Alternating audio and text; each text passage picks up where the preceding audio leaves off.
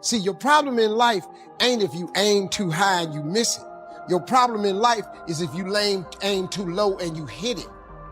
You messed up now. So when you aim to the moon and you miss, you still amongst the stars. So it kind of keeps you motivated a lot longer, man, to help you push through. Because everybody's gonna have to have a push through moment, because everybody has a turn back moment. The key to making it is you can never turn back. See, God is always coming. See, look, man, when you ask God for something, God boxes it up, put your name on it, and he ships it the day you ask for it. Soon as you ask for it, he ships it. The problem with the package is he never tells you the date that it's going to arrive. If he did that, it would destroy the one element that he requires, your faith. So God sends your package, but he only delivers to Faith Street. If you step off of Faith Street and you go over here to I Don't Believe It Boulevard, he don't ship there. If you step over here to I Don't See How Avenue, he don't ship there. If you step over here to Ain't No Way Circle, he don't ship there. The package only goes to Faith Street. What happens to the average person is that when the package arrives and you ain't on Faith Street, it's just like the post office and FedEx, UPS. If you ain't there, the package gotta go back. You know how many packages you got in heaven with your name on it that got sent back? This real talk, man. This is how it works. Being successful, y'all, is not a magic trick. You have to learn the principles of success. You can be successful at anything. You really can, man. I don't have no education. I'm not really like school smart, none of that. And I got a lot of people work for me, got degrees. See, when I don't know something, I pay somebody to know it. Just come stay around here. I come down here and do the gift. I keep telling the jokes. I'm telling you, God has an incredible life for you. All you got to do is ask him for it. Be willing to put in the work. The capacity to strengthen and increase your hunger is the one common denominator amongst the most successful people. Richard Branson's a good friend of mine, and Peter Guber, Steve Lynn, all these guys, they've never lost their hunger. Most people are hungry to achieve a certain amount, make a certain amount of money, and then they get comfortable and relax, or they get a certain level of fitness and then they relax. But, Richard is as driven today as when he was 16 years old starting. I mean, he's like on fire, and he's 65 years old. Warren Buffett is 85 years old. He's as driven today as when, he began the journey, right? And so people that have that hunger, I believe intelligence, I love people that are wickedly smart.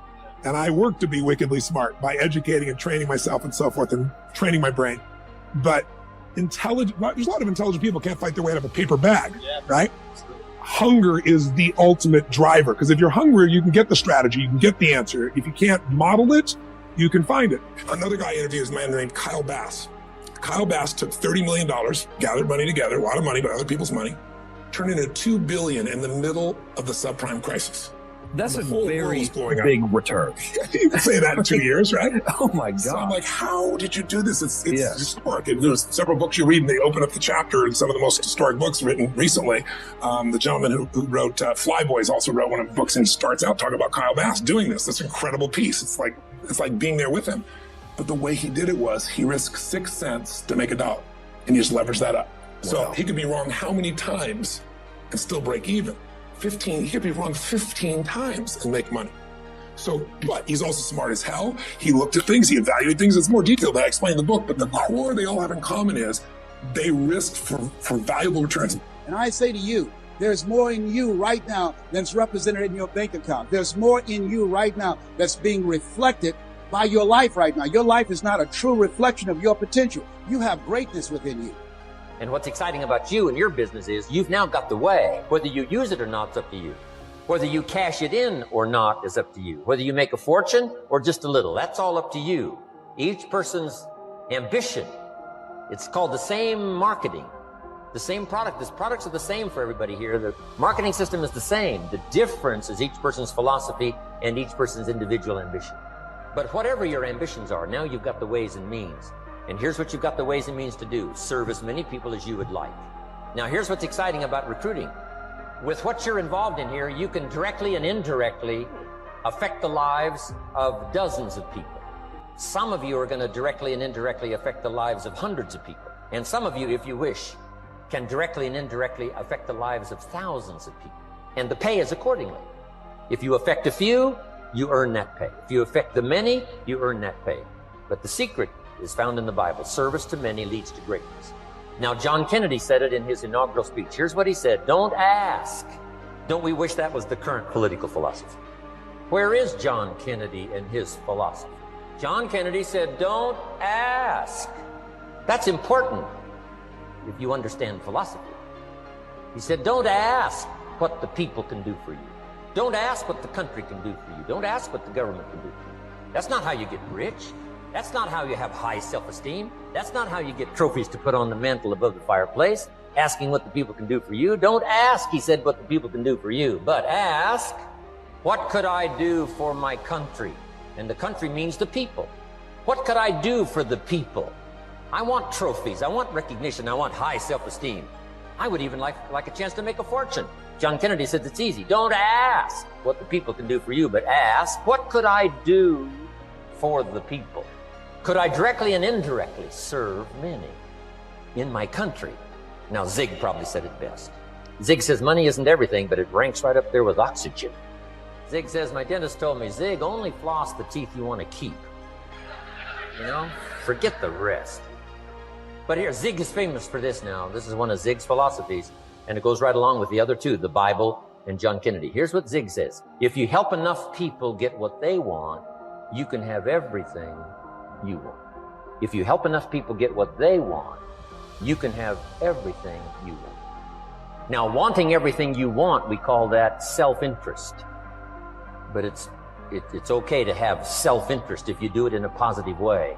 By helping enough people get what they want, you can have everything you want. Now, you can accomplish all that by learning this next skill called recruiting. And I learned it, and it made me fortunes. So now I've got 3 skills: milking cows, making sales, and recruiting. Here's the next skill I learned that paid big money: organizing. Once you got a few, get them to work together, see, and that's magic. Getting people to work together is magic. Now, yes, it's challenging, like having several members of your family. Getting them to work together is challenging, but it's magic. Getting husband and wife to work together is challenging, but it's magic when it happens. But everything magic is challenging. Just got to jot that down. Everything magic is challenging. But once you figure out the challenge and go for it, then the magic occurs. Let me tell you how magical people working together is. Let me quote the Bible again.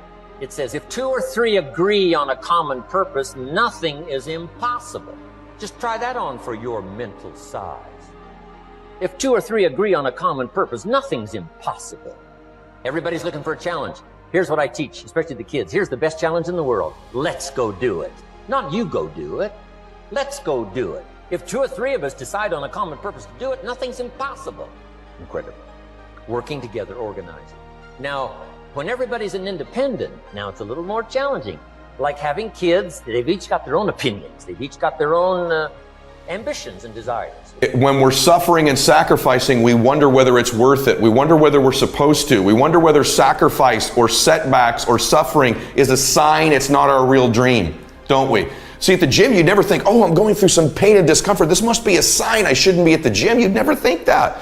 It goes with the territory. Everyone knows to build a bicep or a tricep or a chest or legs, you have to break it down, suffer and sacrifice for it to grow. So while it's happening, there's no part of you that says this isn't right. In fact, the indication of the pain and sacrifice and sweat, don't you feel better at the gym? You're like, wow, I really sacrificed today. I really suffered. So in that area, we all know to the extent we suffer and sacrifice is to the extent we grow.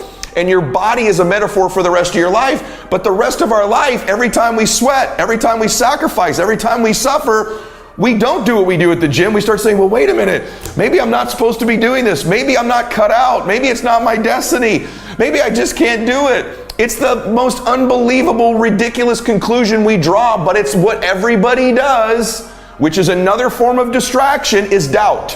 The coins flip on each other all the time, don't they? Another form of distraction is just doubt, and doubt comes from the suffer. It comes from a loss. It comes from fear. It comes from the sacrifice. And so just remember this. You're supposed to suffer and sacrifice. So let me ask you a question. What are you willing to risk in order to make your dream come true?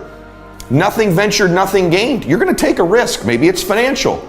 Maybe it's a risk of time. Maybe it's a risk at your job. Maybe it's a risk of looking bad. Maybe it's a risk of failing, of falling on your face, of going broke, of going through pain, of going through anxiety. Maybe it's even a risk in a relationship that's just going to be difficult while you do this. What are you willing to risk in order to win?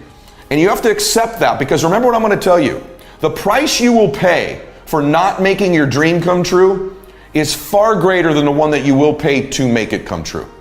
This owner, he's being so good to me. He's leaving me so much wheat. Ruth thought it was Boaz being good to her. The truth is, it was God being good to her.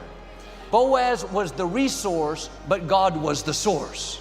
God was the one speaking to Boaz, giving him that desire to be good to her. How many times has God spoken to people to be good to us and we didn't even know it? For no reason, they decided to help us. They opened a door. They gave us a position. They introduced us to a friend. They were a resource that the source was using. And the longer I live, the more I recognize God's goodness in my life. Things that I thought were a coincidence, I thought were people just wanting to be good to me, I realize now it was the source. Doors that opened that you couldn't open. Somebody decided to give you a good break. You were at the right place at the right time, met that person and fell in love.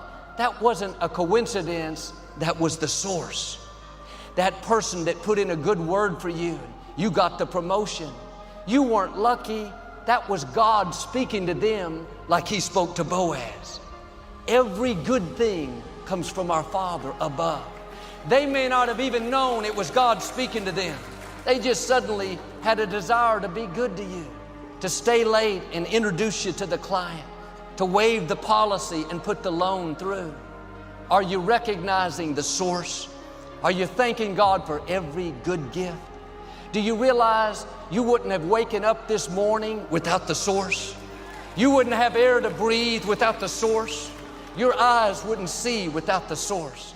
You wouldn't have that person to love without the source. Don't get so caught up in the resources that you forget it's the Most High God working in your life. It's God protecting you from that accident. It was God healing you from the cancer. Not just the medicine, it was the source. When you look back over your life, nothing was a coincidence. There were no lucky breaks. What you thought was just Boaz being good to you, leaving you handfuls on purpose, that was the hand of God, the source working behind the scenes, telling them to be good to you. When we were trying to acquire this facility, the former Compact Center, it was owned by the city. So we had to get the city council members to vote to approve it. I had never been involved in any kind of politics and convincing council members. This was way out of my expertise. Someone randomly introduced us to a man that had been in city politics his whole life. He had worked for different mayors for many years. He wasn't the typical white-collar professional that you might envision. He was kind of rough. He liked to party, he liked to drink, didn't always use good language, but for some reason he really liked us. He really wanted us to get the building. He went overboard to make things happen. He used his favor, his influence to sway people. Early on, there was a council member that was against us. He said, "Joel, don't worry, he'll vote for us. He owes me." I didn't ask for any details. Been in church his whole life, but he was doing all he could to help Lakewood get the building. I realize now that wasn't just him deciding to help us, him just deciding to do a good deed. He was a resource that the source was using. He may not have even known that was God speaking to him. After we got the building, he came to a service. Years later, he was being interviewed about the process and about why he had helped us. He said, "I don't go to church. I went to Lakewood one time and I don't like the circus." He referred to us as the circus. And yes, our services are fun and exciting. And in a few minutes, the elephants will be coming out. And